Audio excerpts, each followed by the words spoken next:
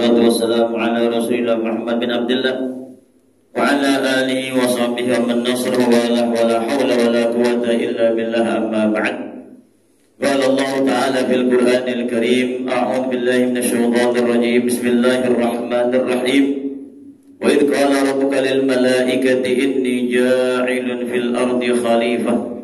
Qalu ataj'alu fiha man yufsidu fiha wa yasfiku ad-dima' wa nahnu nusabbihu bihamdika wa nuqaddisu lak. Qala inni a'lamu ma la ta'lamun. Sadaqallahu wa sadaqa Rasulullah sallallahu alaihi wasallam. Ma'asyiral hadirin jamaah salat duhur Masjid Jami Al-Muhsinin Menara 2 BTN yang dirahmati dan dimuliakan oleh Allah Subhanahu wa taala.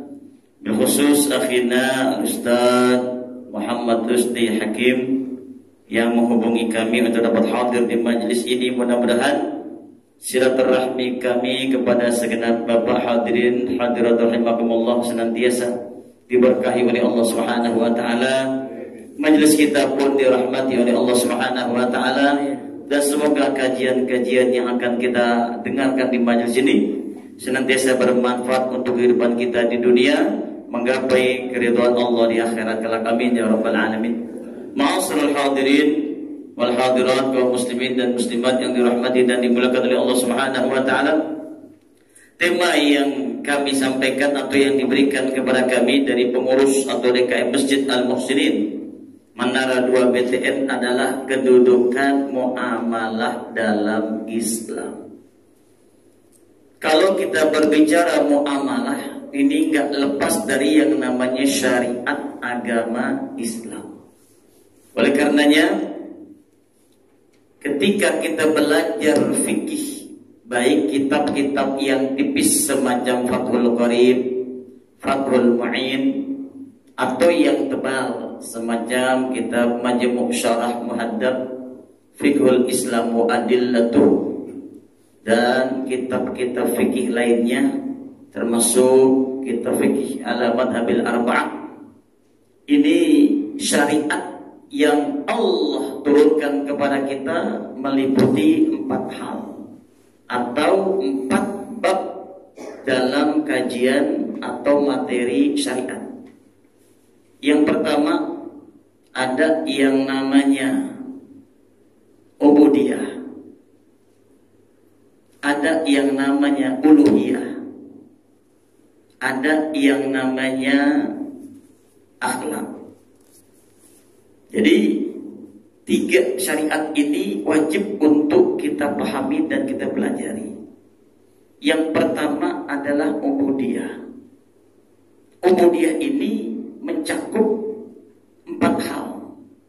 Yang pertama ibadah, yang kedua muamalah, yang ketiga munakahat, dan yang keempat jinayat. Ya, ini maaf saya bawa kronologisnya dulu biar jelas. Kalau uluhiyah ini berkaitan dengan tauhid, ya, tauhid kita kepada Allah Subhanahu wa taala. Ya. Akhlak berkaitan dengan tasawuf atau hati. Ya. Maka 2 poin ini kita tidak bahas. Yang saya bahas berkaitan dengan ubudiyah, yang 4 hal ini. Namun enggak 4-4-nya, ya, hanya 1. Ya, jadi dari syariat ini ubudiyah ini baik itu ibadah, muamalah, munakahat, dan juga jinayat. Mungkin sedikit banyaknya Bapak Ibu pernah mendengar ada istilah Piagam Jakarta. Ya. Kenapa disebut Piagam Jakarta? Karena memang dalam piagam tersebut menghapus ada 7 kata dalam Pancasila yang dulu pernah dicetuskan. Ketuhanan yang Maha Esa dengan menjalankan syariat agama Islam bagi pemeluknya. Nah, kata-kata syariat agama Islam ini ada 4 poin yang akan dijalankan. Namun 4 poin ini wajib bagi umat Islam, dan 2 poin wajib untuk semua agama. Ya, kalau bagi umat Islam 4 poin itu semacam ibadah itu wajib. Kemudian kemudian muamalah itu wajib, munakahat itu wajib, jinayah itu wajib, harus sesuai dengan tuntunan syariat. Nah, bagi orang di luar Islam yang wajib apa? Muamalah dan jinayah. Artinya apa? Siapapun Anda, sistem muamalah Anda, sistem transaksi Anda, sistem pergaulan Anda harus sesuai dengan apa? Syariat. Itu namanya muamalah. Adapun jinayat, apapun tindak kriminal Anda, tindak kezaliman Anda, itu berlaku hukum syariat. Ya, itu maksudnya. Ya, jadi kalau untuk muamalah nggak harus umat Islam, semua manusia apapun agamanya itu wajib. Jinayat begitu juga. Kalau ingin diterapkan semacam hukum Islam semacam itu.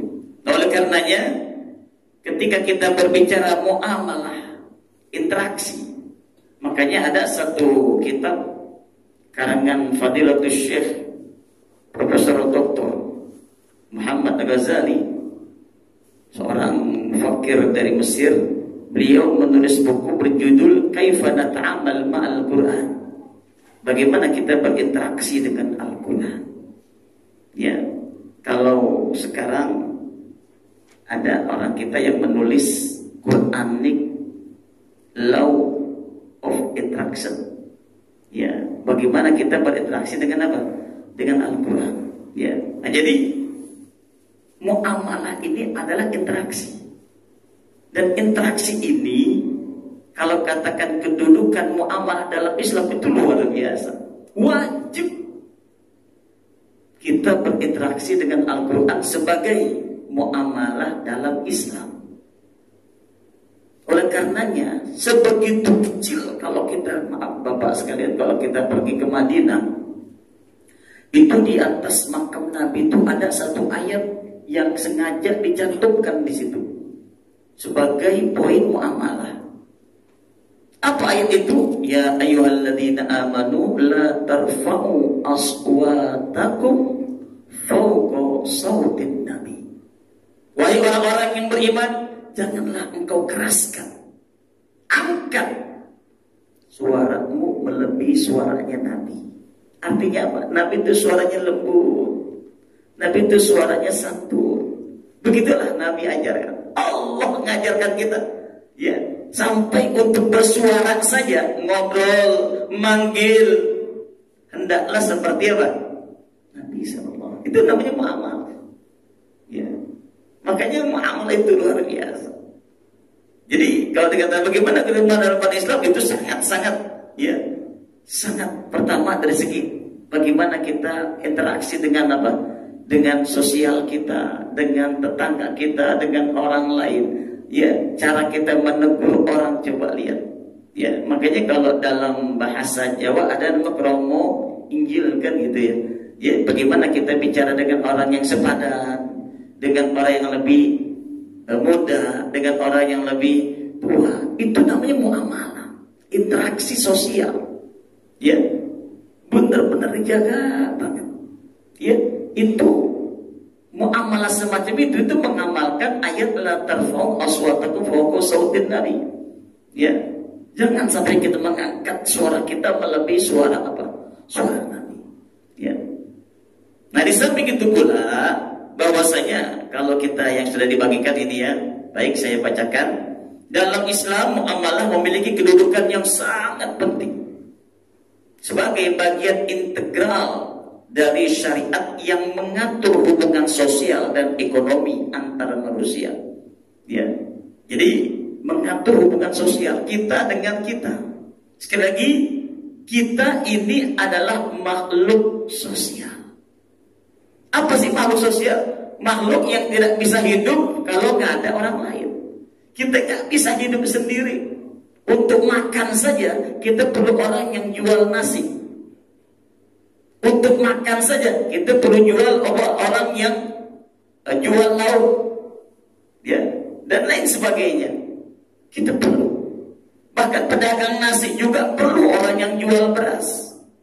Pedagang beras perlu petani-petani yang menanam. Artinya apa? Gak bisa kita berdiri dengan sendiri. Itu sosial, mengatur sosial kita, ya, hubungan sosial. Makanya di lingkungan kita ada yang namanya rukun warga, RW. Lebih lingkup kecil lagi, rukun tetangga. Itu sosial. Ya, bagaimana kita bermuamalah, berinteraksi dengan tetangga kita, dengan warga kita. Ya, kalau interaksi ini nggak baik, yang muncul adalah sekarang istilah itu tawuran antar warga, antar kampung. Itu karena muamalahnya nggak baik. Itu yang muncul, pergesekan, perselisihan, permusuhan itu yang terjadi ketika muamalah itu tidak berjalan dengan baik.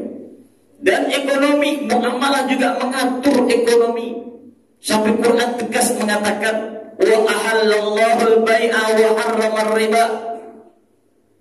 Allah halalkan jual beli. Kalau jual beli halal, tapi kalau riba enggak. Apa artinya riba? Az-ziyadah. Baik kita sebagai pedagang atau maaf, kita sebagai pembeli. Terkadang kan kita sebagai pembeli gak lepas dari yang namanya riba. Beli bawang, bang bawang sekilonya berapa? 10.000. Udah bang minta 2 kilo.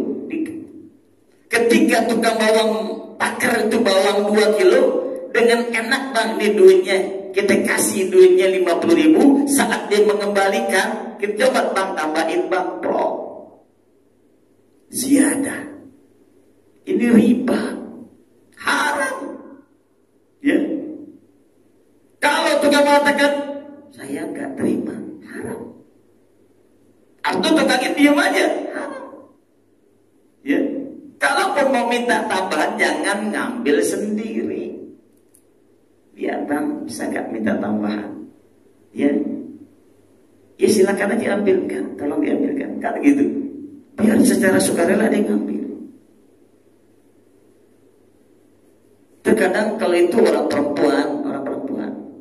Kalau orang laki ini kalau beli buku, bang bukunya manis, oh manis asli Palembang. Coba deh, cobain. Minta 2 kilo sambil nakar 2 kilo, dia nggak berhenti makan terus. Ya, beli buku 2 kilo, nyobainnya 1/2 kilo. Tukar tuh tukang. Gitu. Ya, ini riba. Kalau tukang gak itu jadi riba, nggak bisa. Allahu Akbar. Itu ekonomi. Ya. Jadi yang namanya riba itu bukan hanya ada di dunia perbankan, dalam kehidupan kita, mohon maaf, dalam kehidupan kita, ya, segala sesuatu yang mengambil faedah itu jadinya riba. Ya, contoh kecil mau apa ya? Contoh kecil ya. Ketika ada tetangga datang ke rumah, Pak, boleh gak saya pinjam duit, saya lagi perlu banget buat anak bayaran sekolah. Berapa? 200.000. Yaudah, nih, ya, kita pinjemin 200.000. Ya, makasih Pak ya. Entar dulu. Bisa gak anterin saya ke Tanah Abang? Saya ada perlu ke Tanah Abang. Kan gitu. Kira-kira dia mau gak? Pasti mau lah, karena udah dipinjemin duit. Begitu kita naik motornya selesai, ya, kita gak bayar, jadinya riba. Kenapa? Mengambil manfaat. Hati-hati. Jangankan cuma diboncengin motor. Seorang Imamul A'zam Abu Hanifah An-Nu'man, ketika pulang dari pasar, beliau seorang pedagang di pasar, ketika pulang hujan turun. Kemudian beliau berteduh di satu rumah yang ada awningnya, berteduh sampai nunggu hujan. Tiba-tiba pemilik rumahnya keluar. Tuan Imam, ayo masuk ke dalam. Nah, Bapak, iya ini rumah saya. Beliau samperin. Mulai saat ini hutang Anda kepada saya lunas. Kenapa? Saya udah ngambil manfaat lewat apa itu? Atap rumah Anda.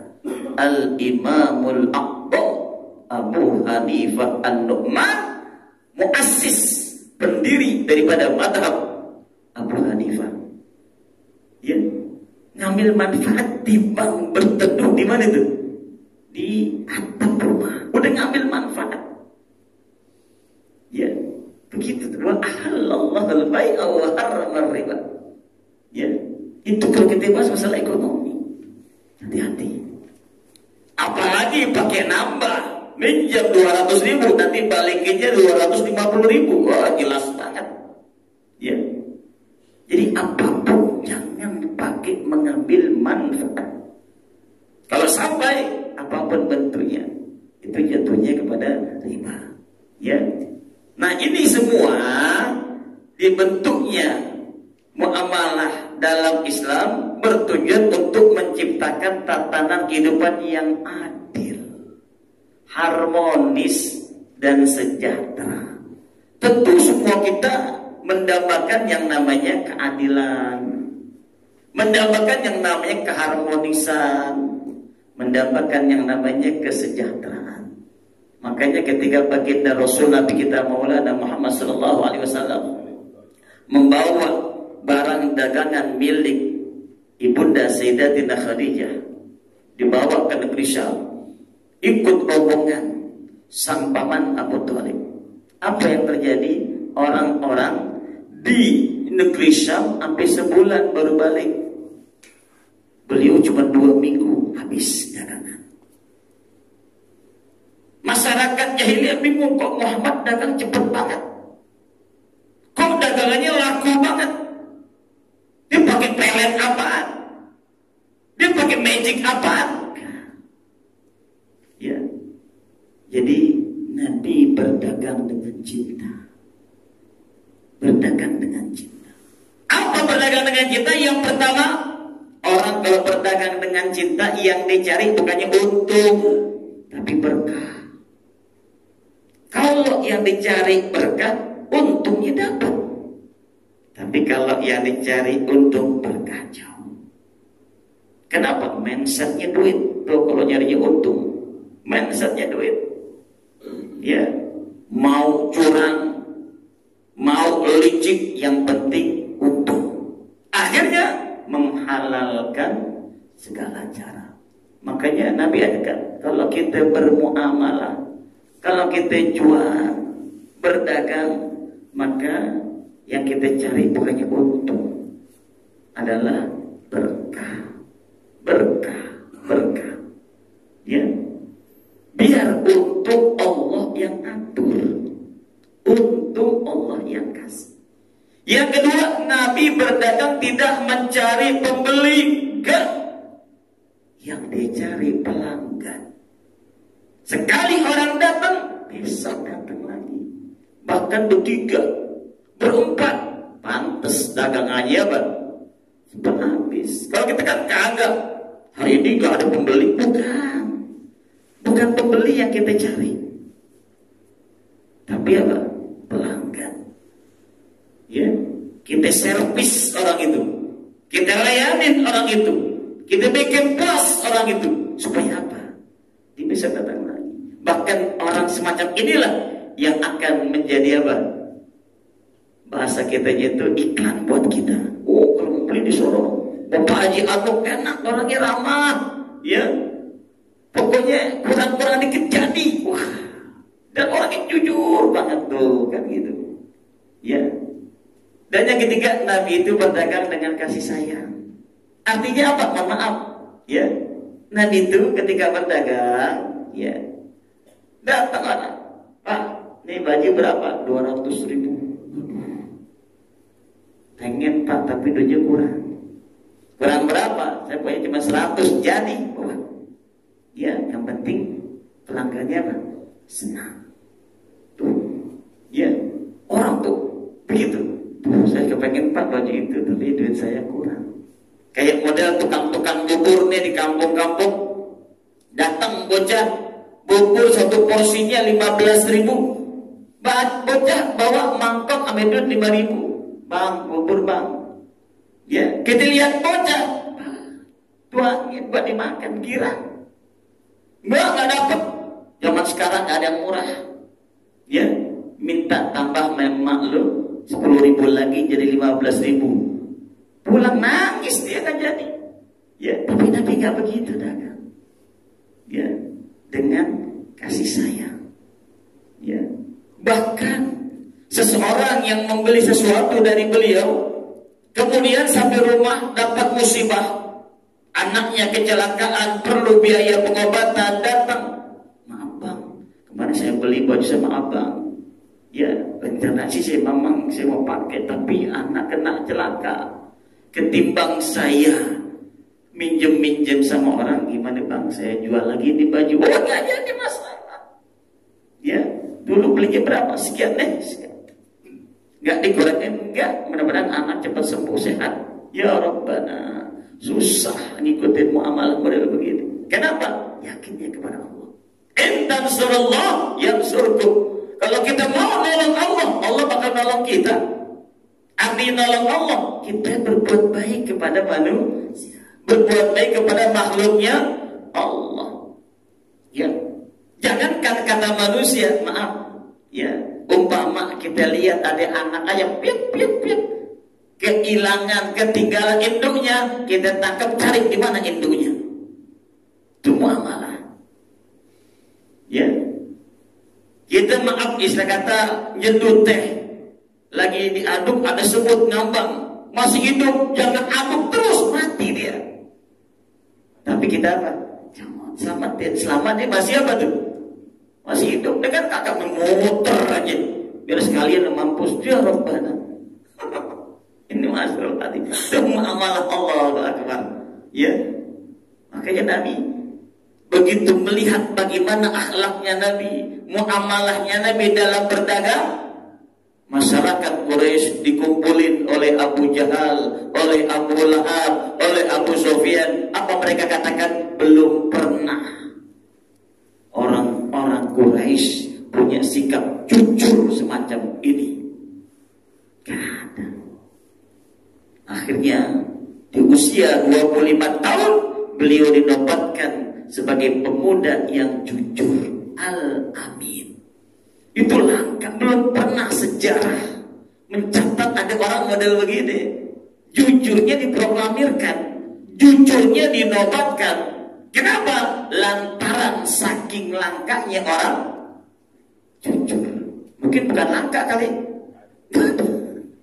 Karena ya, seperti ya kalau saya mengungkap ya kejadian yang maaf ya, diplomat kan begitu, kasus kematian seorang diplomat itu, ya Allah, ya begitu susahnya bagi seorang diplomat mencari orang yang jujur, tempat dia berlindung, ya itulah jemaah sekalian, luar biasa. Kalau kita dapat teman yang jujur, Allah pegang itu. Kenapa? Sulit. Ya, sulit mencari orang-orang yang jujur. Ya, ini masalah hadirin. Berikut adalah beberapa poin penting mengenai kedudukan muamalah. Yang pertama, muamalah sebagian dari ajaran Islam. Ya, kita berinteraksinya bukan interaksi dengan yang lain, tapi interaksinya dengan Al-Quran. Ya, muamalah Al-Quranic of interaction. Bagaimana kita bisa berinteraksi dengan Al-Quran. Yang kedua, tujuan muamalah. Ya, tujuan muamalah adalah menciptakan kemaslahatan. Itu dambaan setiap manusia, bahkan dambaan setiap makhluk. Kemaslahatan. Artinya maslahat dari kata solaha, maknanya baik. Ya, setiap manusia pengen hidupnya baik, pengen hidupnya tenang, pengen hidupnya sejahtera, itu pasti. Bagi umat manusia, baik di dunia maupun di maslahat baik kita di dunia atau baik di mana? Doanya kan begitu, Rabbana atina fid dunya wa fil akhirati wa qina. Ya, jangan kita cuma baik di dunia doang, di akhirat habis digebuk, dikecewakan. Ya, kita kepengen baik kita di dunia, baik kita di akhirat. Tapi pasti sih orang yang baik di dunia pasti dia baik di akhirat, selama dia beragama Islam. Ini mohon maaf ya, Kalau agamanya di luar Islam, sebaik apapun dia di dunia, di akhirat nggak ada jaminan. Karena tiketnya itu harus iman. Tiket itu iman. Ya, tiketnya itu iman. Kurang apa coba seorang Alfa Thomas Edison dengan pola pikirnya, dia berhasil menciptakan lampu yang kita pakai. Manfaat gak lampu? Banget manfaat. Andaikan dia muslim, gak tahu salib gambreng paklanya. Ya, sebegitu besar jasanya, tapi lantaran dia gak punya tiket. Itu aja kita sayangkan, gak punya tiket. Maka dia gak berhak atau sulit untuk bisa masuk ke dalam surganya Allah Subhanahu wa Ta'ala. Makanya tiket yang udah ada di tangan, tolong jangan sampai apa? Lepas. Tiket yang di tangan jangan sampai lepas. Jaga. Ya, kita berupaya baik kita di dunia, baik kita di mana? Akhirat. Baik nggak harus kaya, nggak harus kaya. Tapi bagaimana kata-kata baik itu diakui oleh orang? Ya. Dan orang menganggap kita, kita orang baik, kita orang baik. Itu namanya orang baik begitu. Ya, ini masalah hadirin. Kemudian ruang lingkup daripada muamalah mencakup aspek kehidupan termasuk jual beli, sewa menyewa, utang piutang, kerjasama dalam usaha perbankan, sosial dan lain sebagainya. Ya. Prinsip-prinsip muamalah juga berlaku dalam berbagai bentuk interaksi sosial lainnya seperti hubungan antar anggota keluarga. Antar anggota keluarga itu muamalah. Ya. Bagaimana seorang Nabiullah Ibrahim mencontohkan kepada kita? Apa katanya? Ya bunayya, inni ara fil manam anni adbahuka fanzur madza tara. Ya. Seorang ayah ketika mendapat sesuatu, ya, maka dia nggak merasa sungkan, nggak merasa gengsi kalau harus konsultasi kepada siapa? Anak. Ya Rabbana. Pada usia 9 tahun. Ya, fanzur madza tara. Coba nak perhatikan apa sih pendapat kamu. Jadi nggak otoriter sebagai orang tua. Itu diajarkan. Ya. Ketika anak mau masuk sekolah, kira-kira sekolah kamu yang mau kemana? Mau masuk kampus apa? Mau fokus apa? Coba. Ya. Jangan maaf orang tua mendikte anak. Kamu harus sekolah di sini. Kamu harus kuliah di sini. Kamu harus fakultas ini. Kamu harus jadi ini. Gak bisa. Meskipun dia anak, ya, dia punya apa? Punya keinginan tersendiri. Lepas punya apa? Ya, nggak harus bapaknya dokter, anaknya jadi apa? Dokter. Nggak harus bapaknya jenderal, anaknya jadi jenderal. Ya, nggak harus bapaknya seorang ahli ekonom, anaknya jadi ahli ekonom. Ya, kecuali memang anaknya juga senang, silahkan dukung. Ya, seorang Ustadz Muammar, sang qori legendaris, nyaris tak tertandingi hingga saat ini. Anaknya atau nggak jadi qori?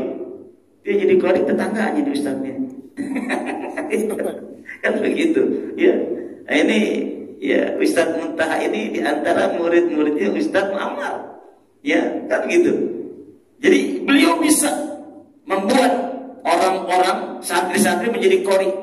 Tapi beliau gagal. Bukan gagal, tapi memang anaknya nggak mau terjun ke situ, mau diapain? Kan gitu. Ya, nah ini masalah. Artinya nggak boleh dipaksa. Bapak punya qori internasional, kamu harus jadi qori. Enggak. Ya, bapak suaranya cakep, alhamdulillah. Anaknya belum tentu. Ya, nah, jadi seperti itulah. Ya, jadi dalam interaksi keluarga, hubungan antar tetangga dan lain sebagainya. Tuh, ya, ruang lingkup muamalah begitu luas. Ya. Kemudian yang 4, prinsip dalam muamalah. Ya. Yang pertama adalah keadilan. Yang kita cari adalah apa? Keadilan. Makanya almarhum Mubalik kondang kita Kiai Haji Zain MZ mengatakan pengadilan itu banyak, tapi keadilan susah. Pengadilan banyak, pengadilan tinggi, pengadilan negeri, mahkamah agung, pengadilan tipikor, pengadilan KPK, pengadilan macam-macam. Ya, tapi keadilan yang susah. Satu-satunya keadilan yang benar-benar adil, alaihissallahu biahkamil hakim, cuma Allah yang paling adil, nggak ada lagi. Ya. Kemudian kerelaan. Nah, bagaimana kita secara sukarela mengikuti petunjuk-petunjuk Al-Quran. Kalau umat Islam udah wajib, karena ngomongnya tiap hari sih, ihdinas siratal, minta petunjuk di mana adanya Quran. Ya, harus mau kalau ditunjukin sama apa? Al-Quran. Ya. Yang ketiga kejujuran ya Rabbana. Ya, jujur mahal, orang jujur mahal. Ya. Makanya prinsip dalam menjaga muamalah rumah tangga itu satu, jujur. Suami jujur kepada istri, istri jujur kepada suami. Ya. Makanya mohon maaf, di antara tanda di antara tanda jujur, ya, yang namanya tanda jujur, suami jujur kepada istri, nggak ada kata-kata kunci di dalam apa? Hati. Tahu kata-kata kunci? Apa namanya tuh? Pola. Hah? Pola. Sandi. Sandi. Nggak, lepas aja. Nggak pakai sandi, wala sando, wala sanda. Nggak pakai. Ya, mau letak di mana itu HP aman. Bini mau buka nggak jadi masalah. Kenapa? Jujur. Ya, makanya kalau suami nggak jujur, sandinya ada 7. Setiap aplikasi ada sandi. Ya, kenapa? Saking apanya tuh? Nggak jujur. Ya. Dan mohon maaf, Al-Imam Syafi'i rahimahullah mengatakan kalau ada orang yang mudah menyebut kata-kata wallahi, pertanda dia nggak jujur. Jangan suka ngucap-ngucap wallahi. Lu kenapa? Timbang jualan jeruk lo pakai wallahi. Timbang jualan jeruk, wallahi ini jeruk apa nih?